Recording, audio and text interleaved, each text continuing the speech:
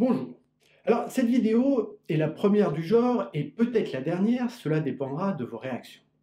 En effet, je vais vous donner des conseils et des idées pour avancer et résoudre certains des problèmes courants que j'entends chez mes clients. En séance, j'ai l'habitude de poser des questions à mes clients afin qu'ils trouvent par eux-mêmes la solution à leurs problèmes. Alors, avec les vidéos, c'est plus compliqué, d'où mon essai aujourd'hui. Ma chaîne a pour objectif de vous apporter du savoir afin que vous développiez vos connaissances et ainsi réduire, voire supprimer, vos croyances limitantes, vous permettant ainsi de développer vos objectifs. Alors, je me lance. Conseil numéro 1. Nous avons tous des tâches obligatoires qui nous ennuient prodigieusement.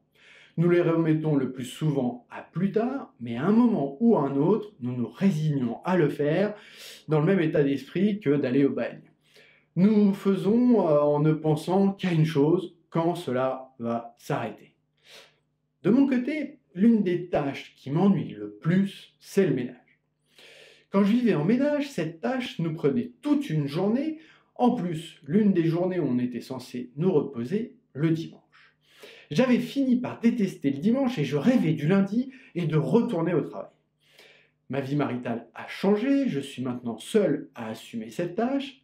Alors, comment je fais? J'en fais un jeu. Je mets la musique et je fais le tout en dansant. Ça fait du sport. De plus, je me challenge, je chronomètre et j'essaie chaque jour d'améliorer mon temps et je vois le résultat obtenu. J'ai aussi divisé la tâche comme un objectif. Je l'ai subdivisé en plusieurs objectifs plus petits. Nous passons chaque jour plusieurs fois au WC et à la salle de bain, eh bien hop hop hop, je nettoie ça en 3 minutes et c'est fini. La cuisine, c'est pareil. Une fois par semaine, je me lève 5 minutes plus tôt et hop ma chambre.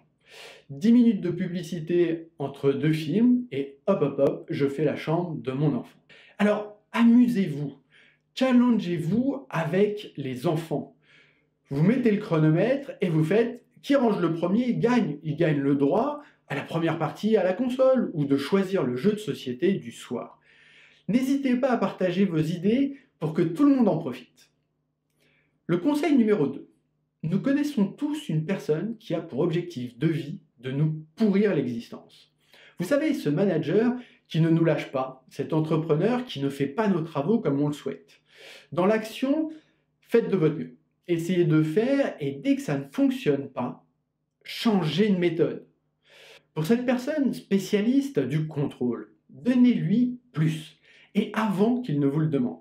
Dès que vous devez faire quelque chose, demandez-lui son accord, gavez-le d'informations avant qu'il ne vous les demande. Résultat, il en aura marre et vous dira certainement de vous prendre en main et d'être plus indépendant. J'ai un ami dont la compagne était très jalouse, je lui ai donné le conseil et elle a arrêté de le harceler de questions. N'acceptez pas de vous torturer mentalement pour ces personnes-là. Faites de votre mieux et voyez le résultat. Si vraiment vous n'arrivez pas à ne pas y penser, faites ceci. Fermez vos yeux et vivez la scène avec le plus de détails possible. Une fois fait, rembobinez. Imaginez la scène en marche arrière. Faites des pauses comme votre lecteur DVD. Changez les couleurs. Si la scène était en couleur, mettez en noir et blanc ou inversement. Changez la luminosité, la taille de l'image mentale. Changez les voix.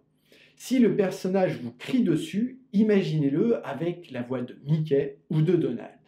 Enfin, rajoutez une musique un peu ridicule, comme par exemple la danse des canards. Ma grand-mère me disait souvent « Rien ni personne ne mérite qu'on se fasse du mal ». Si vous y pensez, cherchez tout de suite une manière de faire quelque chose et testez-le. La vie est trop courte pour se polluer l'esprit avec ces gens-là ou ces situations-là. Nous les vivons déjà, il n'y a pas d'intérêt à les revivre de nombreuses fois. Alors, dernier conseil de cette vidéo, savez-vous que notre cerveau est composé de neurones miroirs?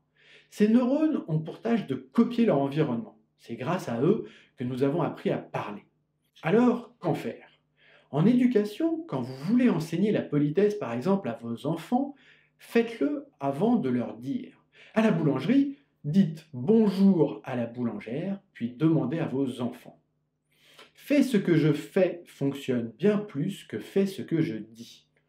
De plus, le cerveau d'un enfant est composé en majorité de neurones miroirs.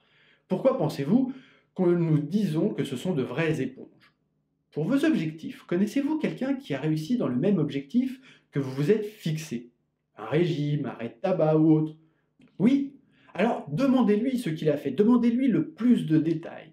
Quelles sont les erreurs qu'il a commises? Servez-vous de son expérience et faites ce qu'il a fait. Alors comme d'habitude, vous savez ce qu'il vous reste à faire, vous ne pourrez plus dire que vous ne le saviez pas. Partagez vos expériences, inscrivez-vous à la chaîne et partagez. Et je vous dis à la semaine prochaine.